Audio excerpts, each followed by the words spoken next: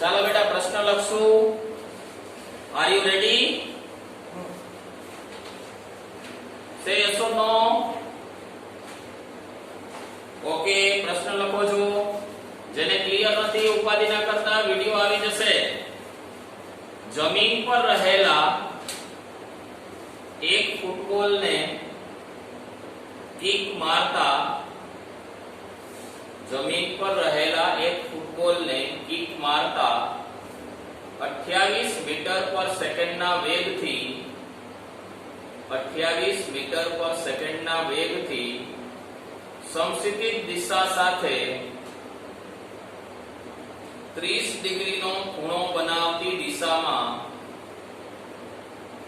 30 ડિગ્રીનો ખૂણો બનાવતી દિશામાં ગતિ કરે છે, તો ફૂટબોલે પ્રાપ્ત કરેલી મહત્તમ ઊંચાઈ, તો ફૂટબોલે પ્રાપ્ત કરેલી મહત્તમ ઊંચાઈ તેને જમીન પર પાછો ફરતા લાગતો સમય, તેને જમીન પર પાછો ફરતા લાગતો સમય અને તે મૂળ સ્થળેથી કેટલે દૂર જમીન પર પાછો ફરશે તેની ગણતરી કરો, તેની ગણતરી કરો. જો બેટા તમને શું આપેલું છે? બે વસ્તુ આપેલી છે. કઈ બે વસ્તુ આપેલી છે? સૌથી પહેલા તમને એનો પ્રારંભિક વેગ આપ્યો છે, જેને આપણે u થી દર્શાવીએ છીએ, જે 28 મીટર પર સેકન્ડ છે, અને પ્રક્ષિપ્ત કોણ આપેલો છે 30 ડિગ્રી. તમારે શું જોઈએ છે? તો પહેલું જોઈએ છે મહત્તમ ઊંચાઈ. મહત્તમ ઊંચાઈ એટલે તમારે h જોઈએ છે. ત્યારબાદ પાછો ફરતા લાગતો સમય, પાછો ફરતા લાગતો સમય એટલે tf, એટલે ટાઈમ ઓફ ફ્લાઇટ ગણવું છે. અને પાછો કયા સ્થળે પડશે એટલે અવધિ શોધવી છે, એટલે r શોધવું છે. સિમ્પલ ક્વેશ્ચન છે, તમે જોઈ શકો છો. ત્રણેયમાં સૂત્ર મૂકી ગણતરી કરવાની છે. સૌથી પહેલા આપણે મહત્તમ ઊંચાઈ જોઈએ. તો મહત્તમ ઊંચાઈનું સૂત્ર શું થશે? u square sin square theta by 2g. ગણતરી કરી શકો છો તમે કિંમત મૂકીને. ત્યારબાદ આપણે કુલ ઉડ્ડયન સમય જોઈએ છીએ.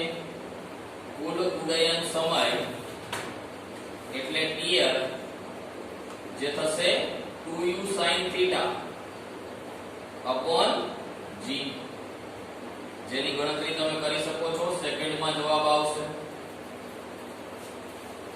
ત્યારબાદ આગળ વાત કરીએ તો આપણને અવધિ જોઈએ છે, અને અવધિનું સૂત્ર હતું બેટા u square sin 2 theta upon g. કિંમત મૂકી એની પણ ગણતરી કરી શકો છો, મીટરમાં આવશે. ક્લિયર છે બેટા? સે યસ ઓર નો?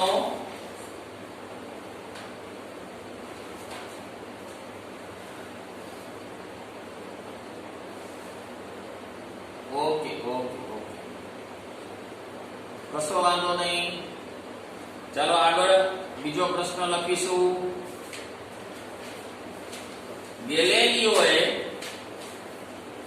ગેલેલિયોએ તેના પુસ્તક dialogue on two new science, ગેલેલિયોએ તેના પુસ્તક dialogue on two new science માં એવું વિધાન આપ્યું છે કે 45 ડિગ્રીના ખૂણા સાથે, એવું વિધાન આપ્યું છે કે 45 ડિગ્રીના ખૂણા સાથે સમાન તફાવત ધરાવતા બે જુદા જુદા કોણે, સમાન તફાવત ધરાવતા બે જુદા જુદા કોણે પદાર્થને પ્રક્ષિપ્ત કરવામાં આવે, પદાર્થને પ્રક્ષિપ્ત કરવામાં આવે તો તેમની અવધિ સમાન હોય છે, તો તેમની અવધિ સમાન હોય છે. આ વિધાન સાબિત કરો, આ વિધાન સાબિત કરો. પ્રશ્ન લખ્યો બેટા, say yes or no?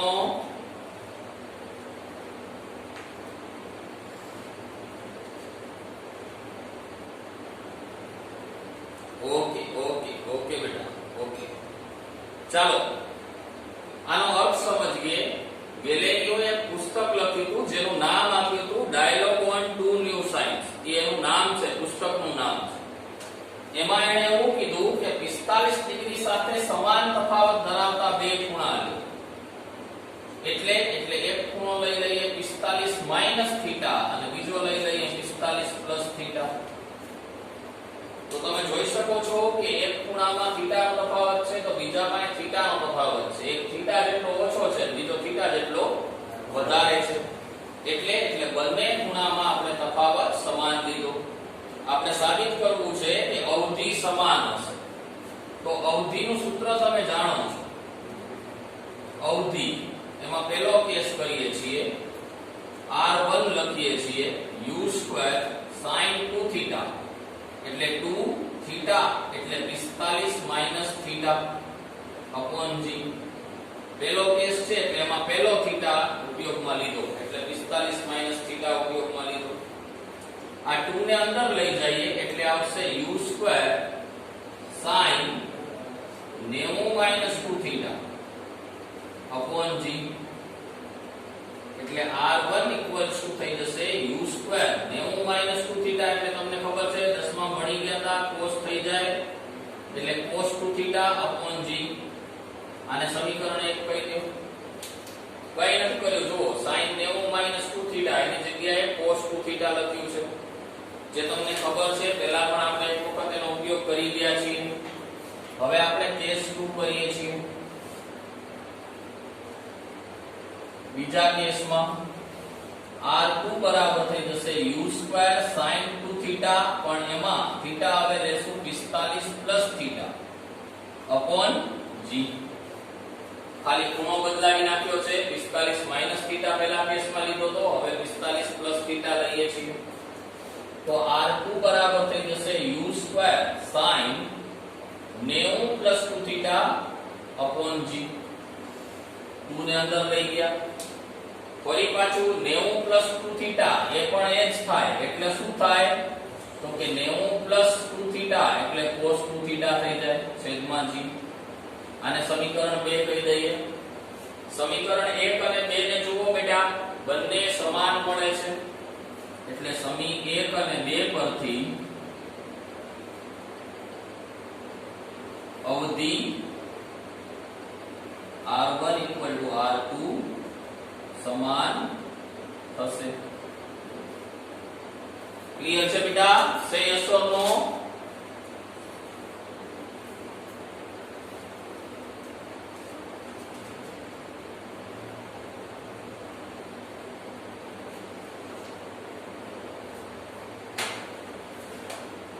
Okay okay બેટા, ઓકે. ચાલો એના પછીનો પ્રશ્ન લખો છો તમે. જમીન પર રહેલી એક પાણીની પાઇપમાં જમીન પર રહેલી એક પાણીની પાઇપમાં છિદ્ર પાડતા તેમાંથી નીકળતી પાણીની ધાર સમક્ષિતિજ દિશા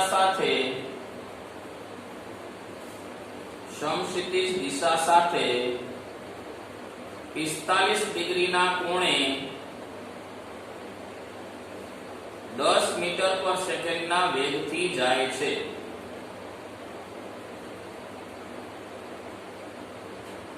પિસ્તાલીસ ડિગ્રીના કોણે 10 મીટર પર સેકન્ડના વેગથી જાય છે.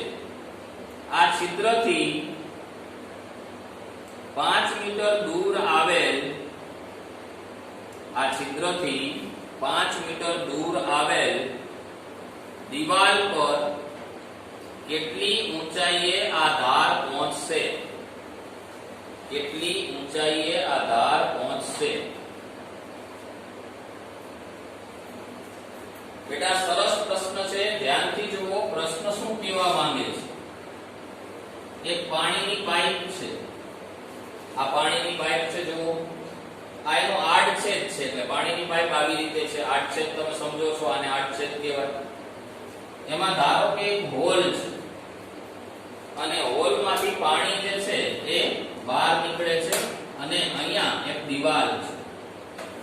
દિવાલ 5 મીટરના અંતરે છે અને આ 45 ડિગ્રીના ખૂણે 10 મીટર પર સેકન્ડના વેગથી પાણીની પિચકારી બહાર નીકળે છે. દિવાલને કેટલી ઊંચાઈએ અડશે એ તમારે ગણતરી કરવી છે. તો ઘણા બધા વિદ્યાર્થીઓ અહીંયા એવું વિચારે કે મહત્તમ ઊંચાઈએ અડશે. વાસ્તવિકતા એવી નથી. એ દિવાલ જે છે ક્યાં છે એના ઉપર આધાર રાખે. આમ નજીક હોય તો અહીંયા અડે, અહીંયા અડે, અહીંયા અડે. આ મહત્તમ ઊંચાઈ હોય ખરી, ન હોય.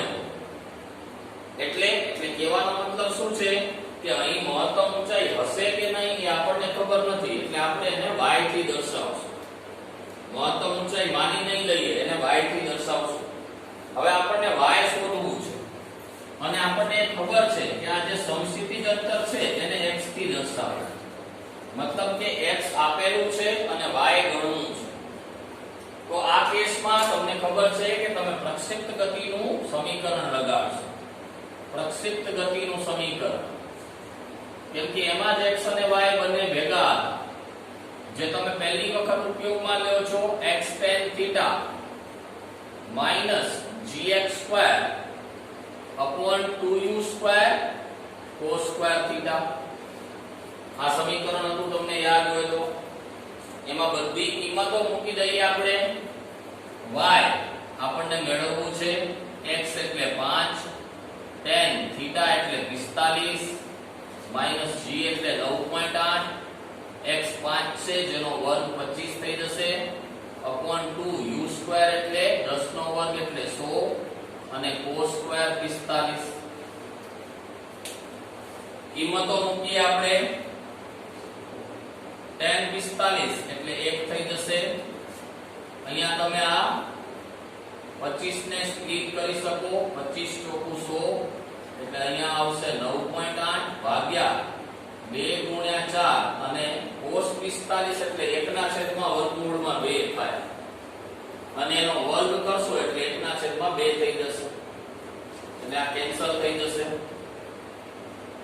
એટલે તમને મળશે y 5 9.8 upon 4. બેટા 9.8 upon 4 કરશો એટલે 2.45 આવશે. એટલે તમને ફાઇનલી જવાબ મળશે 2.55 મીટર. 2.55 મીટરના અંતરે આ પાણીની જે પિચકારી છે એ દિવાલને અડશે. ક્લિયર છે બેટા?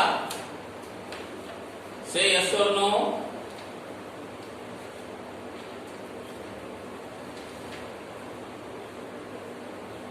ઓકે ઓકે બેટા.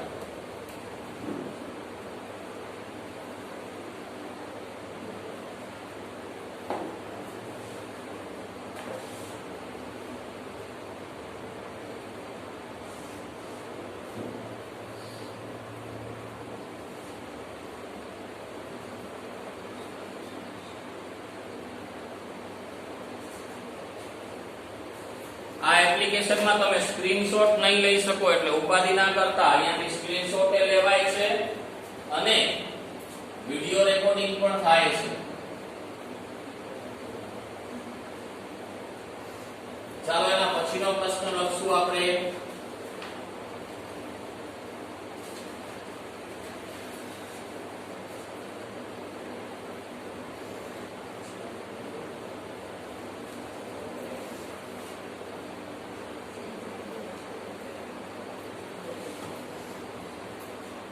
પ્રશ્ન પ્રક્ષિપ્ત પદાર્થ માટે y બરાબર √3x minus 0.8x²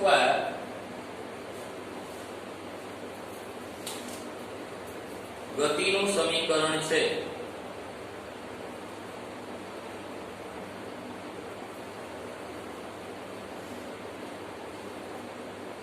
જ્યાં g ની કિંમત 10 મીટર પર સેકન્ડ લો, 10 મીટર પર સેકન્ડ સ્ક્વેર લો.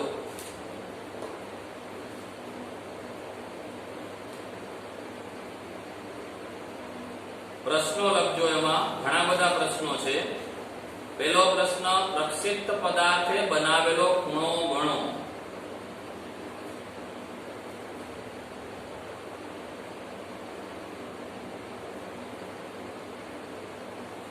બીજો પ્રશ્ન, પ્રક્ષિપ્ત પદાર્થનો પ્રારંભિક વેગ ગણો.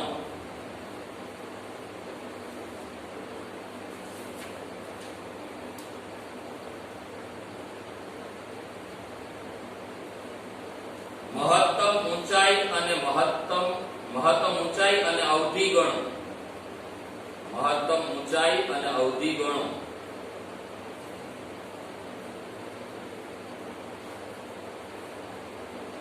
પ્રારંભિક પ્રવેગ કેટલો હશે?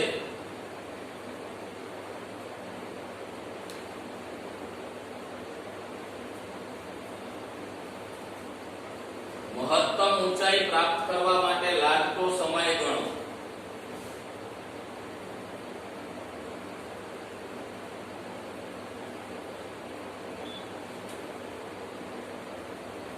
કુલ ઉડ્ડયન સમય ગણો.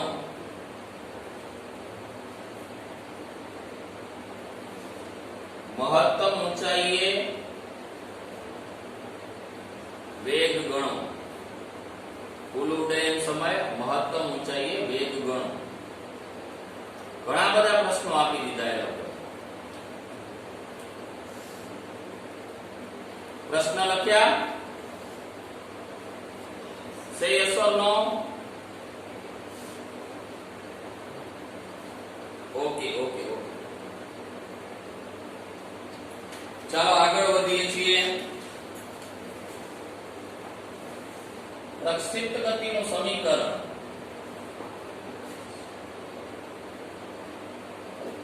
y બરાબર tan theta into x minus g square x square upon 2u square cos square theta. એની સાથે આને સરખાવી દઈએ એટલે tan theta બરાબર, તમે બેને સરખાવી અને કહી શકો કે √3 છે. g સ્ક્વેર ના gx સ્ક્વેર એટલે tan theta બરાબર √3 છે. એનો મતલબ થીટા તમને મળી જાય. થીટા 60 ડિગ્રી થશે. ખ્યાલ છે તમને? tan theta √3 હોય ત્યારે થીટા 60 ડિગ્રી નો હોય. ત્યારબાદ x સ્ક્વેર નો સહગુણક સરખાવીએ. અહીંયા x સ્ક્વેર નો સહગુણક છે g upon 2u square cos square theta અને અહીંયા છે 0.8, જેમાંથી u square ને સૂત્રનો કરતા બનાવવાનો છે એટલે u square બરાબર થઈ જશે g upon 2 cos square sin, જે મળી ગયો છે એ કિંમત મૂકી દઈએ અને વધારામાં અહીંયા નીચે આવી જશે 0.8 એટલે u સ્ક્વેર તમારે જોઈએ છીએ. કિંમતો મૂકીએ. g ની જગ્યાએ 10, 2 cos sin એટલે 1/2, એનો વર્ગ એટલે 1/4. આ થઈ જશે 8/10. એટલે તમે જોઈ શકો છો કે અહીંયા તમે આ 4 ને કેન્સલ કરી શકો છો એટલે તમને u સ્ક્વેર બરાબર મળશે 100/4 એટલે u સ્ક્વેર તમને મળશે 25 એટલે u તમને મળી જશે 5 મીટર પર સેકન્ડ. તો મિત્રો તમારા બે પ્રશ્નોના જવાબ મળી ગયા. પ્રક્ષિપ્ત કોણ અને પ્રારંભિક વેગ. ત્રીજો પ્રશ્ન કયો હતો? મહત્તમ ઊંચાઈ જોઈએ છે દીકા. તો હવે તમને ખબર છે કે હવે તમને u અને પ્રારંભિક ઊંચાઈ h બરાબર શું થઈ જશે u² sin² θ upon 2g. કિંમત મૂકી ગણતરી કરી શકાય. પછી અવધિ જોઈએ છીએ એટલે u² sin 2θ upon g. મિત્રો એમાં sin 2θ એટલે sin 120 આવશે. ઈ sin 120 ની કિંમત તમે નથી જાણતા એટલે કાં તો એ કિંમત તમને આવડવી જોઈએ જે તમને અત્યારે નથી ખબર એટલે આપણે એની જગ્યાએ 2 sin θ cos θ લખી નાખીએ છીએ. તમને ખબર છે sin 2θ શું થાય 2 sin θ cos θ એટલે આ સૂત્રનો ઉપયોગ કરી અને તમે અવધિ ગણી શકો. ત્યારબાદ તમને જોઈએ છીએ મહત્તમ પ્રવેગ. પ્રારંભિક પ્રવેગ હશે બેટા. પ્રારંભિક પ્રવેગ જોઈએ છે. ગમે તે પ્રવેગ પૂછે ને ગમે તે પ્રવેગ પૂછે પ્રવેગની કિંમત હંમેશા કેટલી હોય g જેટલી જ હોય. પ્રારંભિક પ્રવેગ પૂછે અંતિમ પ્રવેગ પૂછે મહત્તમ ઊંચાઈએ પ્રવેગ પૂછે જે પ્રવેગ પૂછે કિંમત કેટલી આવશે 10 જ આવશે. ત્યારબાદ મહત્તમ ઊંચાઈએ પહોંચવા માટે લાગતો સમય. મહત્તમ ઊંચાઈએ પહોંચવા લાગતો સમય જે થશે t max જેનું સૂત્ર હતું u sin θ upon g. કિંમત મૂકી ગણતરી કરી શકાય. ત્યારબાદ તમને જોઈએ છીએ કુલ ઉડ્ડયન સમય. કુલ ઉડ્ડયન સમય જે થઈ જશે 2t max. એટલે આપણે ફરીથી ગણવાની જરૂર ન હોય આના કરતા બમણો જ આવે. હવે જોઈએ છે મહત્તમ ઊંચાઈએ વેગ. મહત્તમ ઊંચાઈએ વેગ. મોટા ભાગના વિદ્યાર્થીઓ એવું વિચારે મહત્તમ ઊંચાઈએ વેગ 0 પણ 0 આ કેસમાં ના હોય. જે આપણે ભણતા હતા ત્યારે વાત કરી હતી કે એમાં y દિશાનો વેગ 0 હોય પણ x દિશાનો વેગ છે એ અચળ હોય u cos θ. એટલે વેગ જ્યારે પૂછે ત્યારે બંનેનો વર્ગમૂળનો સરવાળો થાય એટલે √ux² + uy² થાય. એટલે v બરાબર તમે લખી શકો ux. એટલે મહત્તમ ઊંચાઈએ વેગ થઈ જશે u cos θ. u એટલે 25 છે અને cos 60 આપેલું છે. 60 આપણને મળી એટલે 25 u 25 નથી ને 5 છે. u કેટલું છે 5 છે એટલે 2.5 મળશે.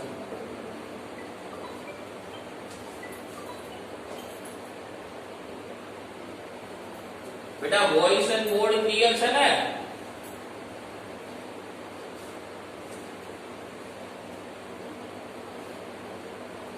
બેટા ઇઝ ઇટ ક્લિયર?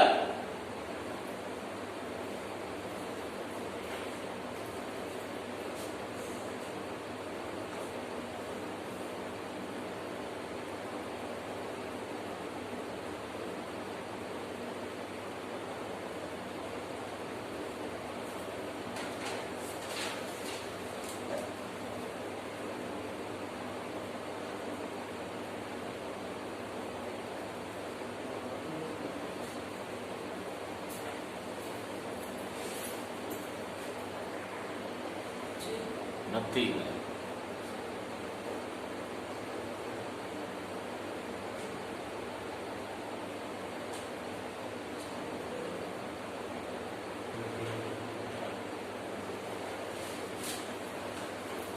ચાલો જુઓ પ્રશ્ન જોજો બેટા. બહુ સરસ પ્રશ્ન છે. આને સોલ્વ કરવા માટે બહુ લાંબી રીતે લાગવું પડે અને સાવ ટૂંકામાં સોલ્વ થઈ જાય. 150 ડિગ્રીના ખૂણે લાગતા બે બળોનું પરિણામી બળ 10 ન્યૂટન છે. મતલબ શું? મતલબ કે બે બળ છે. એક બળ આ લઈ લઈએ a અને બીજું બળ આ લઈ લઈએ b. કેમ આવું લીધું? કેમ કે એવું કીધું છે કે 150 ડિગ્રીના ખૂણે છે અને એનું પરિણામી જે છે ને એ એક સાથે 90 ડિગ્રીના ખૂણે છે. એટલે અહીંયા આ પરિણામી દોરવો છે. ગમે એમ થાય આ પરિણામી થાવો જોઈએ. એટલે આને R બનાવવો છે. તો કેવી રીતે R બનાવી શકીએ? તો જુઓ ધ્યાનથી. આ R ક્યારે બને? જ્યારે આપણે અહીંયા બીજું બોર્ડ લઈએ. મતલબ કે આવી રીતે સમાંતર બાજુ ચતુષ્કોણ બનાવીએ તો આને R કહેવાય. આ ખૂણો જે છે એ 90 નો છે. આ આખો ખૂણો 150 ડિગ્રી નો છે અને આ 10 ન્યૂટન આપેલું છે. આકૃતિ ક્લિયર છે બેટા?